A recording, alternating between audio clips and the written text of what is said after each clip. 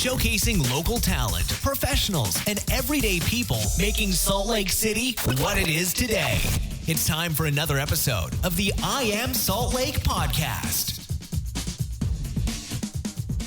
Hey, what's up, everybody? I got a heck of a show for you today. I sat down with Mason Porter from Polytype. They're a local band out of Utah County that are making waves. Sat down with Mason Porter, who found out about the band, found out about him, found out about the CD that they just recently put out this past February.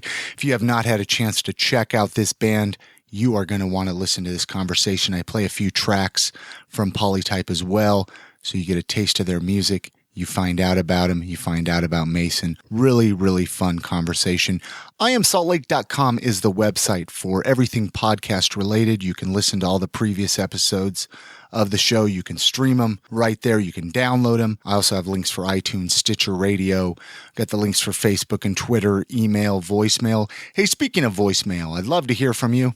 385-202-5926. The voicemail line is always open. If you have any upcoming events you want to share, if you want to share any feedback, suggestions, or if you just want to say hello, love to hear from my listeners. You guys help keep me going. Your motivation, your inspiration, that's what keeps this show alive. Without any of that, this show would have died a long time ago. So thank you for everybody that has been so supportive since the beginning. This show was also helped made possible by our friends at UtahMusicians.net. If you have not had a chance to check that out, check that out. That is all local music streaming directly from your internet 24 hours a day, also from your smartphone, so you can listen while you're driving around in the car.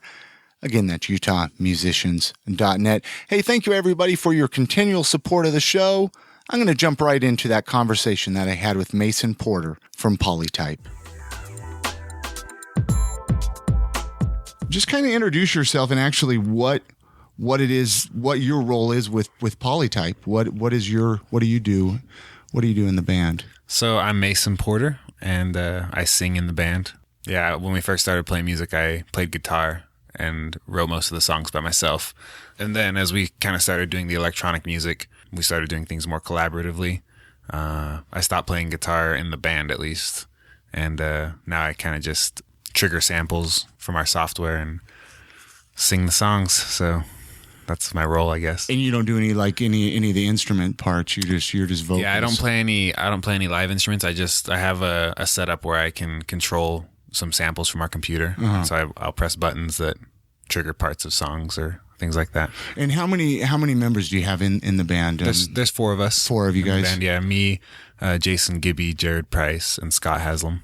Okay. So, and you were a different band, Soft Science, before, yeah, right? Well, it was the same band, just a different name. Okay. Me and Jason and Jared were in another band called Dandy Leon a long time ago, probably 2.5 years ago. That's where we started. And then we lost, our drummer left. And so that's kind of when we started thinking about doing electronic music because we didn't want to replace a drummer. Uh-huh. So we started programming our drums instead of finding somebody to play it live. So I got you. Yeah. And you guys all get along pretty good, it looks like. I mean, and how did you guys all meet? Me and Jason have been best friends since like 10th grade. So a long time ago. And then Jared went to high school with us as well. And we started playing music with him on and off throughout high school. And then I just met Scott he saw us play a show one time, and he came up to us afterwards and started talking to us.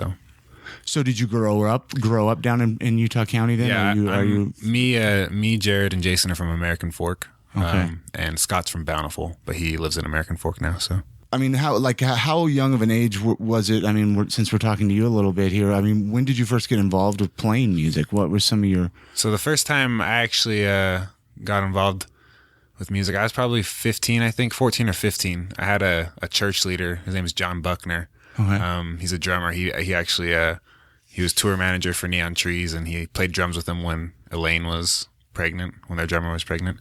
But he was doing some things down in the Provo music scene, and he asked me if I wanted to go help him set up for some concert one time, and I went, and I just kind of wanted to be a part of it. And so he said that if I put a band together, we could open for one of his bands. And so I played my first concert when I was 15, I think, at the Old Muse Music in Provo. Oh, wow. Yeah, I remember that place. See, I grew up in Utah. Well, I didn't grow up down there. I moved there from California. I was barely about 16. Okay. So, I don't know, what year, we might. Yeah, so this is probably like 2004. Okay. 2004, 2005. Okay, so it was earlier than that myself, but yeah, I remember old, Starry Nights and I never got to play at Starry Night, but the first time I played was at the Old Muse Music, and Corey Fox. After our show, we probably sounded horrible. We were just like a bunch of 15-year-old kids. After the show, he gave me a CD of Palomino, Brinton Jones from the Devil Well. Mm-hmm. That was his old band. And he gave me that CD, and he's like, "Hey, you should listen to this." And I listened to it, and I was hooked, and I just wanted to do music. I always wanted to be a part of that scene. So, what is it with Utah County and the musicians down there? I mean, you guys are producing some incredible music in Utah County. It's kind of blowing me away. I think that part of it is that, it's kind of nice because there's 2 colleges down there, and there's always new people coming in and out of town. So I think it's nice because things never get too stale. There's always new people coming in, and people come in from all over the country too. So people come in with different tastes in music and different backgrounds and stuff. But I think a big part of it is when you see somebody have success and you kind of realize you can do it. I know that for Polytype, that's kind of how it was. We just, a year and a half ago, we were just writing songs, and we didn't really think that anything would happen. We just did it because it was fun. And then when people started to tell us, "Hey, you can do these really big things," we kind of started to believe it ourselves. And so it's nice to just have a community where people get things done, and then you start to believe that you can get those things done yourself. So Polytype, I mean, you guys, you guys just put out a CD released at the beginning of February. Yeah. And it was that kind of around the transition of the name change, or when did? Give me a little bit of history. I know we're kind of jumping all over the place here with the conversation, I realize, but so we first started playing music, I think, in the spring of 2011. Okay. But that was as Soft Science. Soft Science. So we were called Soft Science. I thought of that name because I was an anthropology major at school, and it's one of the soft sciences, and so I thought it was a cool name. So we were Soft Science for a long time, and we knew that there was another band called Soft Science who lived in Sacramento that had an album out on like iTunes and stuff. So we thought maybe we would have to change it, and we actually did change it to our name to Mont Blanc for like 2 months, and then we looked at the other Soft Sciences like web presence, and it looked like they were done making music, so we just switched back to Soft Science. And then in November last year, we started putting out music from our record, and they contacted us and said, "Hey, we're going to put out another CD, and it would be kind of messy if there was 2 Soft Sciences." The band from San Francisco did. Sacramento, yeah. Sacramento. Wow. So, I mean, you guys were on the radar that much that they even knew who you guys were. Yeah, I think we had like 2 or 3 blogs, just like smaller blogs post about us, but they probably somehow found out that we're getting some attention. So it was good. They caught us before we had printed any CDs. So it was fairly easy for us to change. The biggest thing was that we had like $600 worth of t-shirts that said Soft Science on them. So they actually bought those from us. So we sold them to the other Soft Science bands. So that was kind of nice of them. Did you just be like, "Oh my gosh, would you guys buy our shirts?" Or how did that? I mean, it was kind of funny because at first we were kind of bummed out because we were just starting to brand ourselves as Soft Science. Yeah. But we wanted to, be good guys, and so we told them that we would change the name, and then we said like, "Hey, we spent a lot of money on these shirts. We'll give you a good deal." I think we still had to eat like $200, but at least we got some money back. Yeah, that's pretty. And are they? I mean, they're not that big of a band or anything. No, they're not. They're not that big. Okay. Maybe they are in Sacramento, but they're not. Yeah, they don't seem to be they're not like on a big major label. I think they're on some small label in and Sacramento. Do they even sound like anything like you guys? No, they're a completely different sound. But I hope they do some cool things with that name, though. I mean, nice. Yeah, I know, but I like Polytype, and so then you guys put a CD out. Yeah, and that came. I mean, what? That's just a self-produced CD, right? I mean, that's it wasn't. We Nate Pfeiffer produced it. He was from he produced the Moth and the Flames record. Okay. In 2011, he also worked on an album with Middo that's going to come out pretty soon. So he was our producer, but we it was self-released. We don't have a label or anything. So, and I mean, the response to that seems like that's been pretty incredible. Yeah, we've had a pretty good response so far. Just as far as like local things go, we're trying to get trying to branch out now outside of Utah more, and it's harder than I knew it would be hard, but it's a little slower than sometimes we want it to be, but. I think patience is a big thing. You got to kind of be patient and, pay your dues. We haven't been around that long. So it's kind of Well, let's actually, before we get tuned, let's play us one of the songs here from that CD, since we're talking about it, and then we'll come back and talk some more. Sure. What song do you want to play here? One of my favorites is Pyrite, so let's listen to that one. Pyrites? Yeah. All right, excellent. We'll play that, and then we'll come back and talk a little bit more.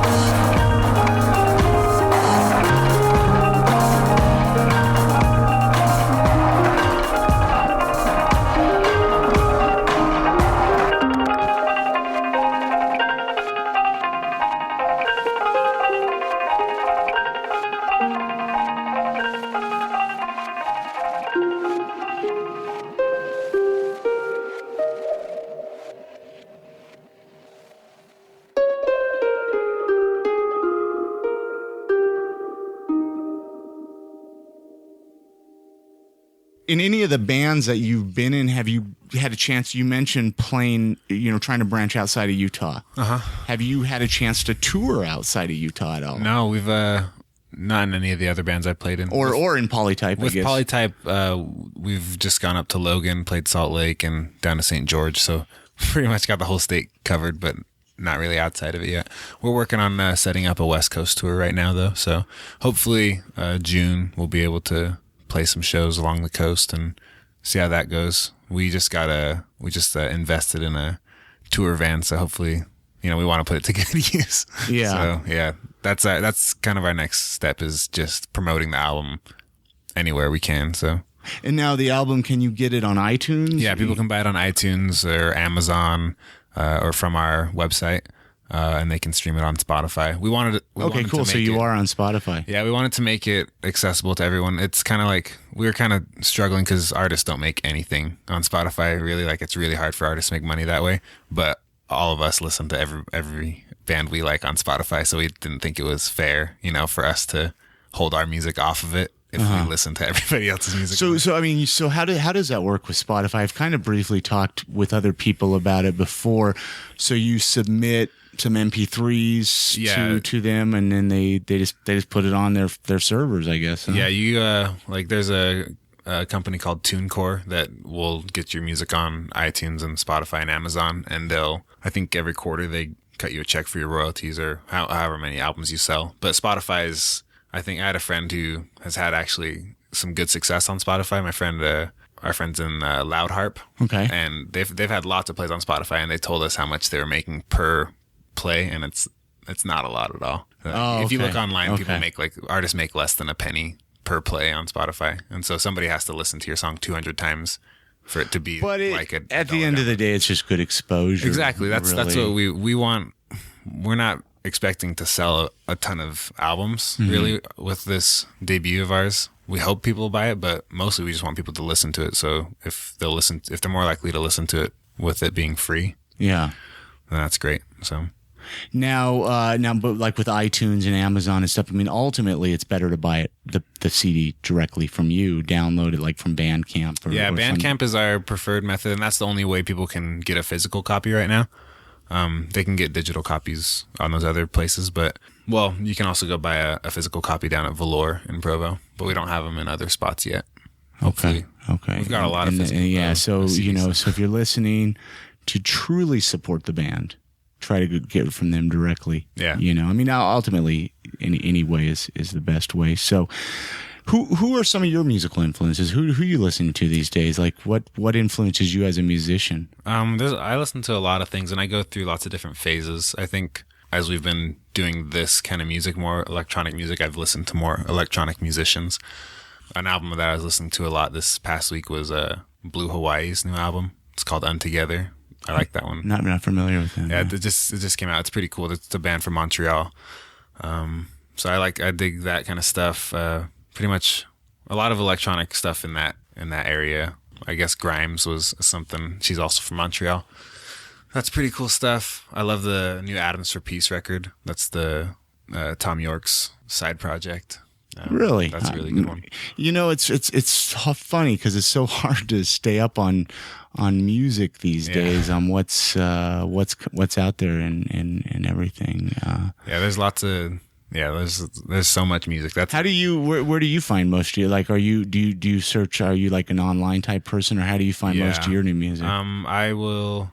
Yeah, like I said, I'm on Spotify like pretty much all day, especially when I'm at work. I work just in an office at a company called Orange Soda. Oh, okay. And I know where they're at. I listen to music all day long while I'm there, just while I do the. You just put your headphones in, and you're ready. Yeah. Spotify's great. Now, did you grow up? I mean, did you grow up in a pretty musical family then, or how?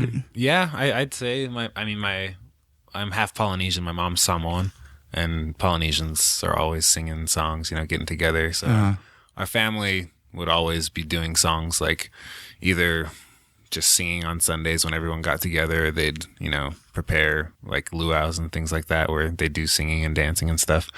So I'd say like that was probably where I was introduced to music, but nobody in my family really listens to like electronic music like I do. But have they been pretty supportive? Like your family They're very supportive. You get some families who, don't support their kids when they're playing local shows, and then you get some families who it's like they come out to every event. And I've been playing music for a long time, so my family doesn't come out to every event now these days, but they're super supportive, and it's been really helpful. I'd say everybody in the band has really supportive families.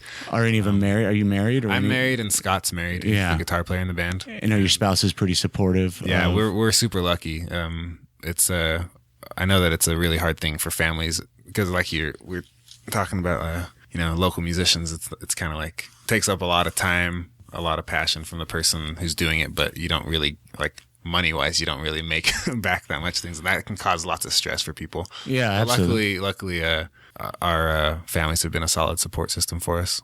And so who writes most of the lyrics in the band? Who does that? Is that you? For this album that just came out, me and Jared Price, who's the bassist, we kind of tag teamed it. I think we looked at it and we both wrote 5 songs on the album, lyrics for 5 songs. So we both wrote half and half, but we consulted each other on the lyrics, on all the songs. So. Now, when you're writing lyrics, everybody kind of does something a little different. I mean, was there any meaning behind any of the lyrics? Like, especially the ones, I guess, since I have you talking to you, I mean, Is there any meaning behind it, or are they just, It depends. Every song was a little bit different when we were writing it. Sometimes I was feeling pretty strongly about something in specific, so I'd write the words around that topic. But most of I think the overall thing that we tried to do with our lyrics was to make them we wanted to make them vague so that people could ascribe their own meaning to them. We don't want to tell people what the song is about necessarily,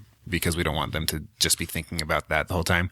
We'd like people to listen to the words and, hear the words and kind of put their own story to them. Yeah. Even though to us it means something specific, we don't want to make anybody else have to. And I like that, actually. That was one of the biggest things that I always had, like, say, an issue with, like, music video or an MTV or something. It's you see like a music video, and then all of a sudden, even you might have had a different interpretation of the song, but then all of a sudden it's like that interpretation goes away, and you have a new interpretation of the song. That's exactly it. And even like we're working on doing some videos right now, and we have the same philosophy with the videos. We don't want to.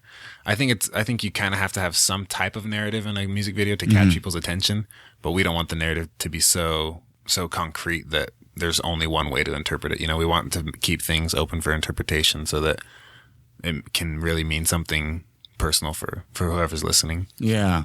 Now, do you guys? You mentioned videos, so you guys have a YouTube site, right? Yeah, we have a YouTube. You can just search for Polytype, and I'll try to get that link on the website. Do you find? I mean, as a musician, and I brought it up, quite recently when I talked to musicians. Online social media, Facebook and Twitter and all. I mean, it's a great tool to get out there, and you guys seem to really utilize that. Yeah, social media tools are huge, especially. I mean, if everyone's listening to your music online, anyways, like if they're streaming our stuff on SoundCloud or Bandcamp or Spotify, it's really one click for anybody to share our music with all their friends. That's true. So that's why true. That's why it's huge to do that kind of stuff. That being said, though, I think some people could put a little too much value into like having thousands of likes on Facebook when if you have 1,000 likes on Facebook but nobody comes out to your shows, then it's not really. Yeah, what is the value of all those friends? So I think the real value comes when we actually see people sharing our music, or when we see them sharing our videos that we could post or something like that. Does it flatter you a little bit, or you know what I mean? Like when you see someone share like a song like on Facebook or something. No, it means, like, wait, who are you? It means a lot. It's almost as good as, it's like the same feeling that we get when we see somebody's bought a record. Mm-hmm. It's because like they cared enough about our music to put it out there and show their friends. Because I know a lot of people don't care, like they don't like to be bothered by like advertisements and stuff. But basically, when they're sharing our music, they're kind of advertising for us, and so it means a lot that they'd kind of put aside those feelings of, I don't want to bug people about this, but it's that good that I want people to hear it. You know what I mean? Yeah. What advice would you give somebody who might want to start a band? Like if they're looking to want to, they have this dream and desire to start a band up. I think you just do it. If you can't find people to make music with, then just start making music by yourself. Because honestly, I probably, even though I've been friends with Jason Gibby in our band for a long time, there was probably like 4 years where we were really good friends, but we didn't really make music together for this reason or that. Uh-huh. And we both made music separately. And then when the time presented itself that we could put together the rest of the band, then we started doing things as a band. But if I would have just wasted all that time not doing music because I didn't have anybody to play with, then I don't think I'd be doing music today. So if you really like doing music, you just have to start making music. Doesn't matter if you don't have like nice equipment. I think you just got to get out there and do it. Yeah, I've been guilty of saying things like, oh, when I have this piece of equipment, I'll be able to make some nice music, or when I have this, I'll be able to do it. But really, if you want to make music, you can just do it with whatever you have, you know? So I think that's somebody actually, somebody who, I guess they're a fan of Polytype, they messaged me and they had me listen to one of their tracks on SoundCloud. And it's a 15-year-old kid, and it's awesome that he just sits in his room and he makes these songs. And I just told him that he's farther along than I was when I was, 18 or 19, because he's just doing it. And now, did you ever take music lessons or anything? I mean, like at all? Or are you all self-taught? Yeah, I took, my mom made me take piano lessons when I was a little kid. Yeah. And then well, we all took piano lessons when we were a kid. I never really got good at piano. But I did, when I started playing guitar, there's a guitar teacher down in Provo. His name was Justin Cash. I think he's out in Nashville or something now. He's a studio musician. But he was a really cool guitar teacher. He kind of made me fall in love with playing the guitar just because he made it so fun. I think that's why I quit piano, because it's so tedious. Yeah. But he kind of just asked me like, hey, what songs do you want to learn? And he would teach me how to play the songs that I wanted to play. And so so that was really good. But I never got really, really good at guitar. I took lessons for probably 4 months or 5 months, and then I could play what I wanted to play. So I just I took music lessons at a young age, multiple different instruments, and I think that was the biggest problem. Is I never learned anything I wanted to play. It was always what they wanted to play. Even violin. I took violin lessons for years, and I kind of wish I would have stuck with it. But it was always classical violin. I mean, nowadays you got rock bands with violins, and it's like, kind of wish I would have stuck with it. I feel that way about piano. I think if I could have any other or any talent musically, I'd really want to be able to play piano very well, because that's piano's an incredible instrument. Yeah, it's an incredible instrument. Let's play another song, and then we'll come back, talk a little bit more here. And what song do you want to play? I guess we'll go with my other favorite song from the album. It's called Needs. Needs? Yeah. Needs. Oh, come on. They're probably all your favorites. But, all right, excellent. We'll play that, and we'll come back and talk a little bit more.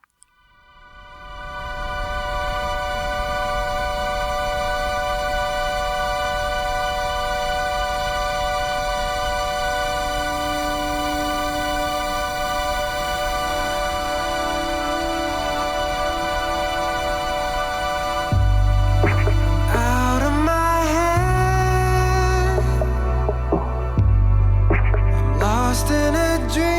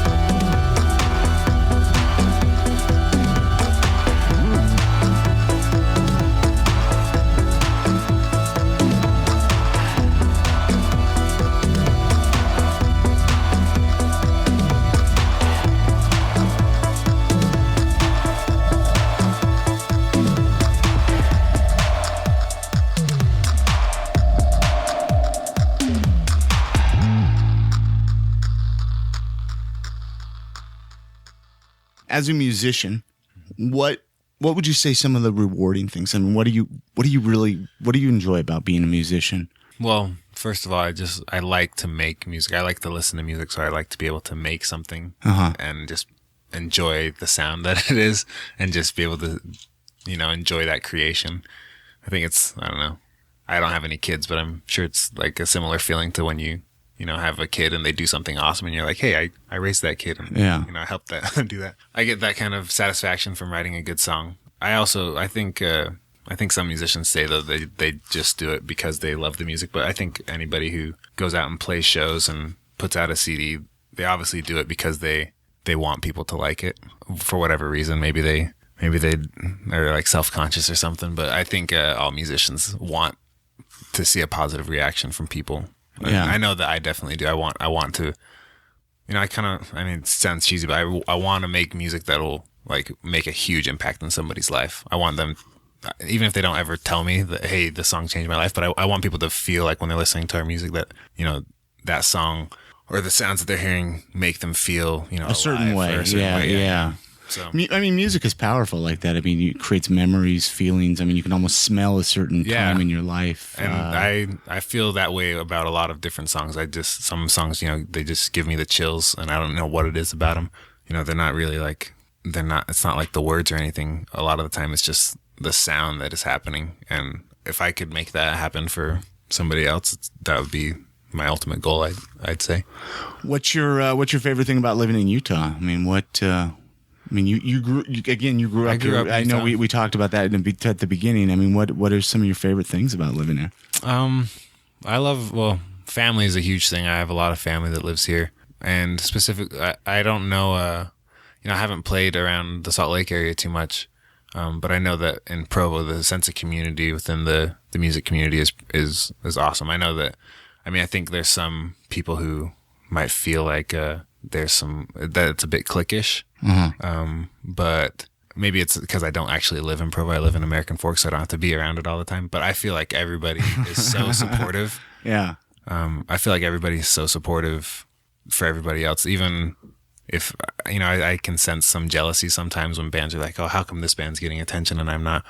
But for me, when I see another Provo band get some attention, I just think, hey, that's awesome, because now everyone else is going to be looking at Provo and give me a shot to do something cool. So at least for me, I think that it's a great community of people who just want to help each other and they want to see each other succeed. When you're not making music, like what are some of your other interests, hobbies, things that keep you busy? Jazz. The jazz. Yeah. You got to represent, right? Do you go to a lot of jazz games or no? I've gone to more this year than I have probably ever before, but I usually watch every game. Yeah. It really bums my wife out that, I spend like 9 hours a week watching all these games and she's not that into it. But I love the jazz. I love basketball. I played basketball in high school. Are you one of those people that only watch the jazz, or do you watch? No, you watch any. If there's a game on, you'll watch it. Yeah, before I came here, I was watching. I think the Lakers and Bulls were playing. So awesome. Yeah, I hope the Bulls win that game. So they'll we'll know. Let's say you found out that you had 6 months to live. Okay. How would you spend those last 6 months of your life? How would Mason spend his last 6 months? That's a deep question.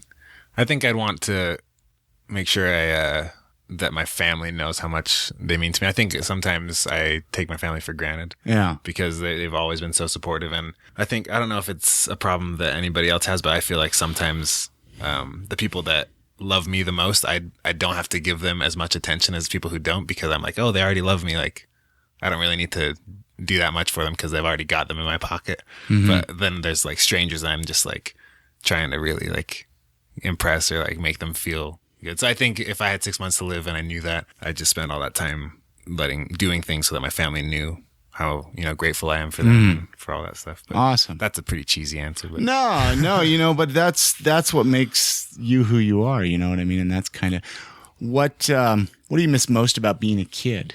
Oh, just having so much time to just do things. Yeah. I wish I would have taken advantage of all the time I had when I was a kid, just making music. Me and Jason Gibby from the band, we talk all the time about just wishing we would have started playing with computers and making electronic music when we were younger because you had all the time back then. You had all the time, and then you see like we listened to a lot of musicians and producers from the UK who are like 15 years old, and they make the most amazing beats. And it's just like, does that frustrate you or drive you to get better? Because sometimes it just frustrates me and wants to throw I want to throw the whole towel in. You know? No, it doesn't frustrate us that much. It's just kind of one of those things where like, man, why couldn't we have gotten into this back then? But you gotta make do with what you have. So we're not too old. There's no better 24. time than now to. Yeah, exactly. Oh, you're still young. You're still young. Yeah. You're still young. What do you think the greatest movie ever made was? What is your all-time favorite movie? I know that's a little obscure, right? Yeah, that's a good question. Or what is just one of your favorite movies? One of my favorite movies. I'm a big I love that movie Inception. That one was awesome. That's like I don't watch movies more than once too often. Okay. That's one of them. Shawshank Redemption I didn't watch until last year actually. I hadn't seen it until last year. And I've probably seen it 3 or 4 times now. That's a really good movie. You know, and I hate to admit this, and I've never even seen it. Oh, it's good. But it's one of those movies that I have to watch by myself because everybody's seen it, and so and who wants to watch that on a Friday night, and who wants to, Yeah, I have some friends down in American Fork, and my friend Kenzie, she just has tons and tons of movies. So when we get she's like our Blockbuster, since Blockbuster's going out of business. Is there even a Blockbuster around? There's one in AF. Is there? Yeah. I never go in there though because they have like 2 movies to pick from. Did you ever go to that being from Utah County? Did you ever go to that Clean Flicks place down there? Do you remember that? Did you ever watch that documentary that was on? I never saw it. It's on Netflix right now, actually, about that guy who was editing movies. I think it was in AF. There was one in AF. It was like right next to the running shoe store. I had a friend whose family had like a pass there, like they could go take out 2 movies at a time. But my family never. I was just curious if the movies were any good. It just seems like I know. It just seems like some of them would be like 5 minutes long after you edit them. I just think I don't know if you want to watch a movie that's been edited, like I don't know if you should even if the movie is that like against what you believe, then maybe just don't watch the movie at all. In the first place. I mean, I understand it. It's like some people don't want to listen to maybe words or something, but it's like at the end of the day. The producer, I mean, they that's their art. Exactly. That's their art, and they've changed it. Yeah, I think those editing, like the clear play or whatever that thing's called, that cuts the words out. I think that those things are silly, but yeah, well, to each their own. Yeah. If you could have any superpower, what would it be? I think I'd want to be able to be in many places at once. I'm a really, really busy guy, and I do that to myself. I book lots of things. I try and have lots of things going on. I don't know why. It's just how I like to live. But I know that for other people, it's kind of a hassle. Like for my wife, she wishes I was, around more often. So I guess that's a good superpower to have, being in lots of places at once. I could make music all day. In one place and be with my family all the time with the other. So I mean, being busy all the time, what what drives you to do that? And I mean, there's some people who they can't do it. I mean, how do you keep going? I think, I don't know what it is. Ever since I was a kid, I've always been busy. I was the kind of kid that, I had, basketball practice after school, and then I had, student body officer obligations and stuff like that. I don't know what it is about my personality. I think I like the feeling of accomplishment. And so I think I just do a lot of things so I can have that feeling more often. Yeah. So yeah, that's probably it. That's my best guess, at least. I've never been to a shrink or anything that's told me why I do certain things. But awesome. So just to touch here as we kind of wrap it up a little bit, you have 2 shows coming up that, or there are other shows that you know of. There's a 23rd at Velour in Provo. Yep, 23rd at Velour. With The Moth and the Flame and Boots to the Moon. I'm so happy about that. Boots to the Moon is his name is Joe Castor. I don't know if you've heard him. He lives up in Salt Lake now. I guess he's moving to Seattle, so this is kind of like a farewell show for him. Okay. But before, right after I finished high school and before I went on a mission for the LDS Church, he was a huge influence on me, like in terms of local musicians. Mm-hmm. And so I'm really happy that he's playing with us because I've looked up to Joe for a long time. Do you think the show will sell out on the 23rd? I think so. We've got a pretty good thing going for us right now, and the Moth and the Flame is huge. I think that they're going to have a really big year, so people should hop on the train before they blow up. And it looks like tickets, 24tix.com, as well as Velour. Yeah. And it's $8. $8. Yeah. And then the 30th is at Kilby Court. At Kilby. Have you guys played Kilby Court before? Yeah, we've played there a few times, but we've never played there since the album has been released. So it's kind of hard to maintain a following when you don't have anything to give people. Mm-hmm. So we'd play at Kilby and like nobody would remember us from the time before because we didn't have a CD to give. Who are you playing with at Kilby Court? It's Miracles of Modern Science. No. Yep, Miracles of Modern Science and Jack and the Giant. And where are they? Do you know? Jack and the Giant familiar with those Salt bands? Lake. Miracles of Modern Science is they're a touring band, and I think they're. And it just happens that their name is Science in it. Yeah, yeah. So, too bad we're not Soft Science anymore. But I've listened to their stuff. They do some cool stuff. Like they don't use traditional rock instruments, but they play some like indie rock music. But they have like a what's it called? Like a stand-up bass, and they play mandolins and violins and stuff. But it's not folk music. Like it's kind of like folk instruments, but they don't play folk music. So it's pretty cool. And do you know if tickets are pre-sale tickets at all for that? I don't know if there are pre-sale tickets, but I think the last time I checked, there were $6. It might be. Okay. Yeah. And but they can check it out probably on Kilby's website. Yeah, and if I find more information about it, I'll even post it via Twitter or something like that. Even, and then people can follow us on Twitter. Yeah, too. yeah. And what is your Twitter name? Polytype Music. Polytype Music. Yeah, and we're pretty good at keeping people in the loop. I love bands that use Twitter. I love anybody. I'm a big fan of Twitter. Yeah, Twitter's great. I think it's in Utah. People don't know how to use it in Utah, I find. And then the CD again is you get it from Bandcamp. We'll download it from Bandcamp. You can buy it at a show. Can you get it at Gray Whale or anything? Or no, we need to figure that out because it would be nice if we could have it in Gray Whale. We just haven't explored that option yet, but hopefully soon. Is there any stores you could buy it in? Just not besides Velour. We need to, like I said, get out there. We're working on that to get it out places because we've got a lot of CDs to sell. But yeah, I mean, I'm a download guy. I don't really. I used to be a big vinyl nerd, but not so much anymore. So let's say, obviously Provo, you guys are, over the point of the mountain down there. If I was to go down, do you have any favorite places to eat down there that you'd recommend? I'm always curious of if you're making the trek down to Provo to go to our show, Communal is really, really good. It's right across the street from Velour, just across the corner.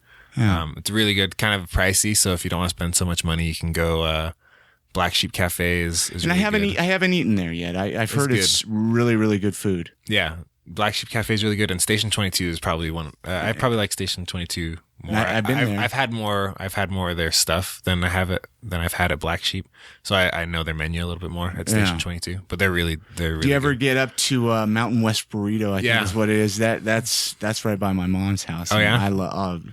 I went in there and I was like, oh, what is this? Oh, it's like, it used to be in a gas station. There used to be a gas station right there. And, oh, wow, these are, and what I love about it is you can go get a pipe and eat a burrito at the same time. Yeah, it's really good. Mountain West Burrito is awesome. There's lots of really good restaurants in Provo. So yeah, Provo is definitely changed a lot in the last 20 years. Yeah. So. Anyways, anything else you want to mention before we'll play another song here? And anything else you want to mention? We'll get your Facebook. Are you on Reverb Nation or not Reverb Nation? We're on Last FM and some other things. Okay. I just want to make sure we get all the links up. Mentioned and all that. Yeah, SoundCloud and Bandcamp is where you can stream the album besides Spotify. Okay, excellent. And Definitely. I enjoyed our conversation. Yeah, I love your music. Big fan. And if I don't make it down to Provo for the 23rd, I'll definitely plan on coming out the 30th. Awesome. Check you guys out at Kilby Court.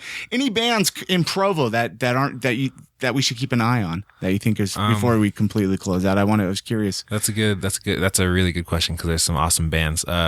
I apologize if I forget your band, and you're awesome. Yeah, even though, and I know I hate to put people on this you know. No, our friends. I have friends in the band called Parlor Hawk who had a really good album come out. You know, and that name rings a bell. Yeah, they put out an album. I want to say 2010, and it was awesome.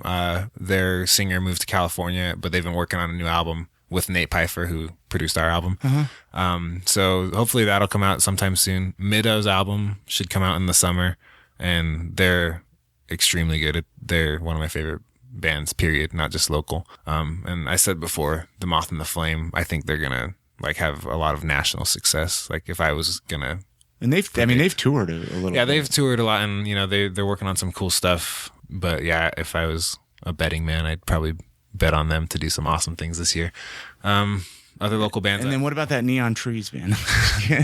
I'd say there's a lot of other local bands who are awesome, and I love a lot of those, a lot of the music down there. Lake Island's a really cool local band. They're working on an album. That's the other thing. Everybody's working on something. That's the great thing about Provo's. Some people are, but there's so many bands who are putting forth the effort to make quality recordings and to make music available. Because I think, especially when I was in high school and stuff, there was so many bands, but all they did was play live shows. They didn't make recordings. They didn't do anything. They just wanted to, play live shows, and you can only do that for so long before people have seen you and they've heard what you do. So. Well, excellent. Thank you so much for coming on. What song do you want to end the show out with? What's your Let's do the first song on the album. It's called Cyclone. Love it. Cool. I love it. All right. Definitely get in touch with these guys, Polytype. Thank you so much. Thank you.